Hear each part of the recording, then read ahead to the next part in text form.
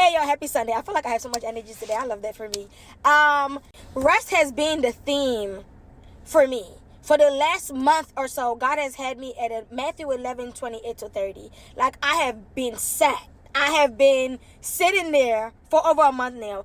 So I want to share 5 things that I've come to learn about rest in this season that God is teaching me so much about it. And I've made other videos. You can check my page and you will see I've made like 2 videos so far from different perspectives. But yeah.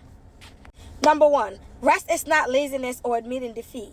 Rest can actually be warfare if you let it be. Not every battle needs to be fought by striving and doing more. That's something that was so hard for me to unlearn, and I'm still unlearning, because I was taught that, if the devil is attacking you, you got to fight. Sometimes the most spiritual thing you can do is stop, breathe, and lean on God.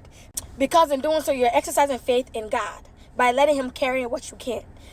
You're saying to the devil that I know that you're trying to get me all panicked and ruffle my feathers, but I'm going to sit here and I'm going to trust in God. It's resisting self-reliance, fear, and anxiety. And Philippians 4:6-7 says, be anxious for nothing, but in everything with prayer and supplication, let your requests be made known. And the peace of God that surpasses all understanding will guard your mind and your heart in Christ Jesus. And Isaiah 26:3 says, you will keep in perfect peace those whose mind is stayed on you because they trust in you. Rest is actually spiritual warfare. Number 2, rest teaches you who God really is. When you slow down and stop trying to do everything yourself, you see God, you get to know him as provider, healer, comforter, teacher, defender. It reveals who God is and God's heart. Psalm 23 teaches that to us in the most beautiful way. Number 3, rest doesn't mean that you stop showing up. You still pray, you still obey, you're still living through God. The only difference is you're not trying to do it all by yourself and in your own strength anymore. You're not trying to make fetch happen. You're not trying to win a victory because the victory has already been won. John 16:33 said, in this world you will have trouble, but take heart because I've already conquered. You're fighting from victory, not for victory. Which takes me to number 4. Rest deepens intimacy.